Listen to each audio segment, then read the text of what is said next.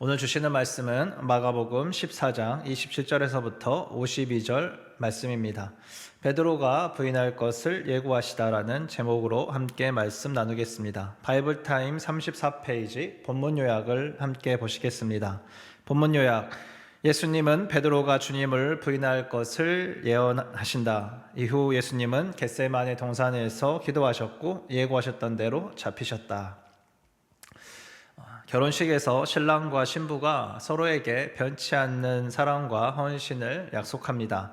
그리고 둘이 한 몸을 이루는 언약의 관계가 됩니다. 예전에는 이러한 결혼에 대해서 검은 머리가 팥뿌리가 될 때까지 또는 백년해로라는 표현으로 평생 함께 행복하게 늙어갈 것을 축복하였습니다. 환갑은 어느새 너무 당연한 일상이 되었고, 이제 100세 시대를 바라보는 세상에서 백년해로라는 표현이 더 어울릴 것 같습니다. 그런데 100년도 한순간과 같은 영원한 사랑의 언약이 우리에게 있습니다. 바로 하나님과 우리의 사랑의 언약입니다. 호세아서 2장 19절과 20절은 다음과 같이 말합니다. 그때 내가 너를 영원히 아내로 맞아들이고 너에게 정의와 공평으로 대하고 너에게 변함없는 사랑과 긍휼을 보여주고 너를 아내로 삼겠다.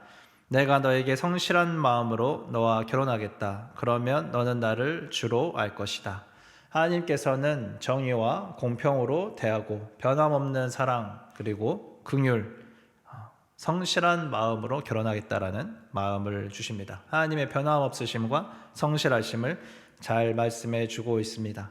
이사야서를 통해서도 이스라엘을 뷸라, 곧 결혼한 여자라고 말씀하시고, 신랑이 신부를 기뻐함같이 너를 기뻐하겠다라고 말씀하십니다. 그리고 너를 지은 내 남편이라 라고 이사야서 54장에 선포하십니다.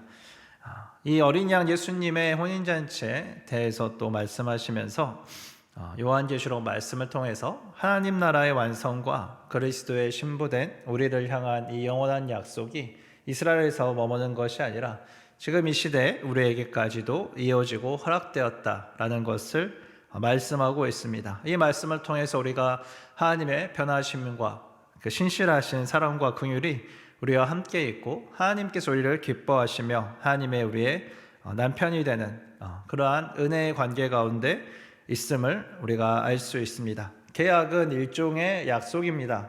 사람이나 조직체 사이에서 지켜야 되는데 법적인 구속력이 있는 약속을 의미합니다. 한국인이 자주 하는 말처럼 나중에 밥 한 끼 먹자라고 그렇게 인사에 불과한 약속이 아니라 모든 약속이 꼭 지켜야 되며 법적인 효력을 가지고 있는 바로 이 계약의 관계, 언약의 관계를 우리가 살펴볼 수 있습니다. 이 하나님의 언약은 하나님께서 말씀으로 맺은 약속입니다. 신실하신 하나님의 영원한 약속이며 하나님께서는 이를 반드시 이루십니다.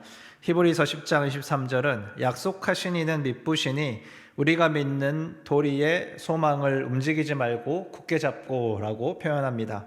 하나님께서는 믿을 만한 분이시면서 그 약속을 반드시 이루시는 신실한 분이심을 강조합니다. 그리고 우리도 이 하나님께 대하여 받은 약속을 붙잡고 굳게 믿음의 소망 가운데 서야 된다라는 것을 말씀하고 있습니다. 하나님께서 말씀하신 바는 천지를 창조하는 능력이 있으며 이 말씀은 하나님의 뜻을 이루어 갑니다. 이와 관련된 두 말씀을 한 번 더 살펴보기 원합니다. 민수기 23장 19절에서 하나님은 사람이 아니시다. 거짓말을 하지 아니하신다. 사람의 아들이 아니시니 변덕을 부리지도 아니하신다. 어찌 말씀하신 대로 하지 아니하시랴. 어찌 약속하신 것을 이루지 아니하시랴. 이사야서 55장 11절의 말씀입니다. 나의 입에서 나가는 말도 내가 뜻하는 바를 이루고 나서야, 내가 하라고 보낸 일을 성취하고 나서야 나에게로 돌아올 것이다. 이 신실하신 하나님의 말씀이 반드시 이루어질 것을 말씀하고 있습니다. 그리고 고린도후서 1장 10절은 이 신실하신 하나님의 모든 약속은 그리스도 예수 안에서 예가 된다라고 말하고 있습니다. 곧 예수 그리스도를 통해 하나님의 언약이 성취되며 그로 인해 우리는 아멘으로 하나님께 영광 돌리게 되는 것을 말씀하고 있습니다. 오늘 본문의 시작은 예수님께서 하나님께서 허락하신 메시아의 그 언약을 이루어 가시며 고난을 당하실 때에 제자들이 모두 배반할 것, 특히 베드로가 3번 부인할 것을 말씀하십니다. 마태복음에서는 배반하는 제자들에 대해서 이야기하지만 여기서는 모두 걸려서 넘어진다라고 표현하고 있습니다. 즉 그리스도의 고난에 동참하기보다 위기의 때에 걸려 넘어지며 그것이 예수님을 모른다고 부인하고 도망가는 배반의 결과로 나타나는 것입니다.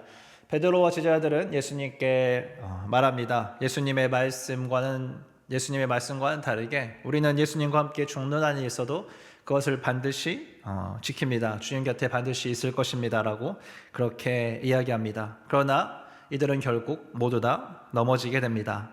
예수님께서는 겟세마네 동산으로 이제 올라가셔서 3번 기도를 하십니다. 근심하시며 괴로워하시며 그럼에도 불구하고 기도하시면서 아버지의 뜻이 이루어지기를 기도하셨습니다. 그리고 이제 자신을 넘겨줄 자가 가까이 오심을 말씀하셨습니다.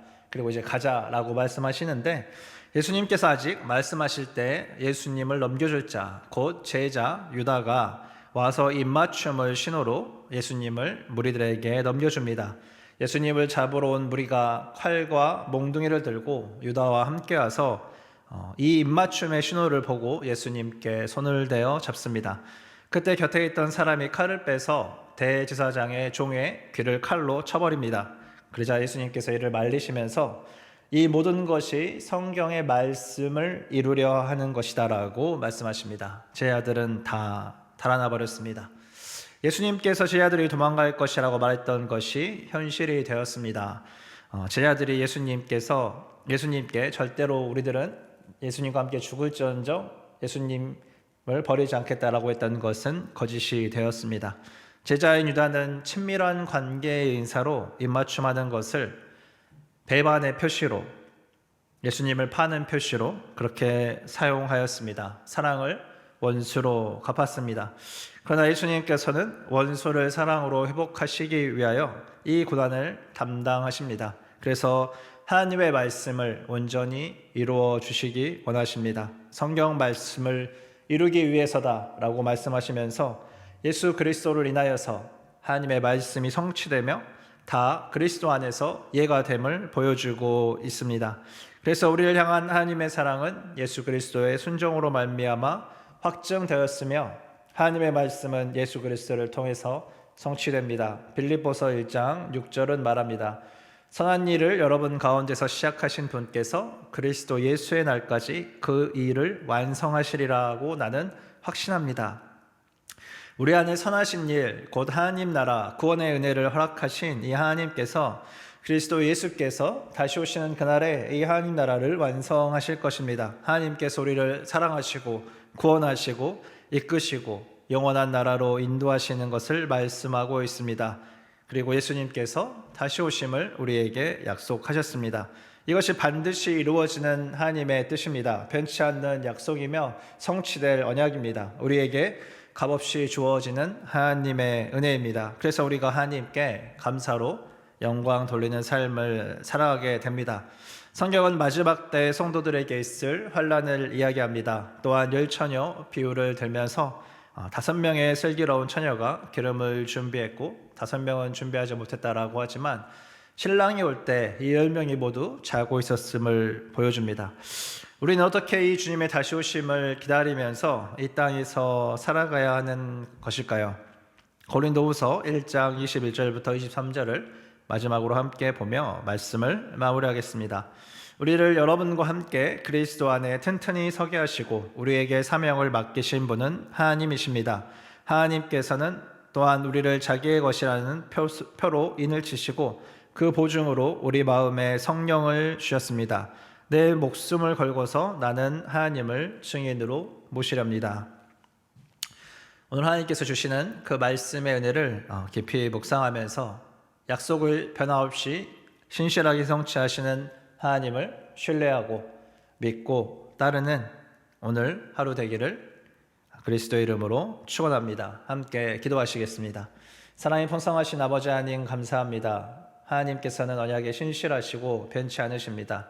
우리 하나님은 믿으신 분이십니다. 그러나 아버지 하나님 우리가 죄인되고 연약하여서 넘어질 때 우리를 사랑하시고 먼저 찾아오신 우리 주님의 은혜가 얼마나 큰지 우리가 다시 한번 살펴보게 됩니다. 하나님이 신실하시지만 우리는 연약합니다.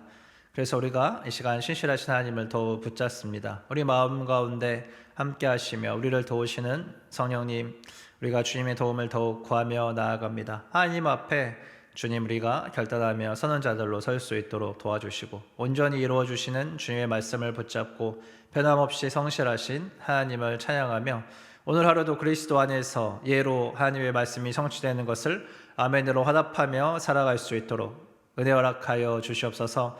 감사드리며 예수 그리스도 이름으로 기도하였습니다. 아멘.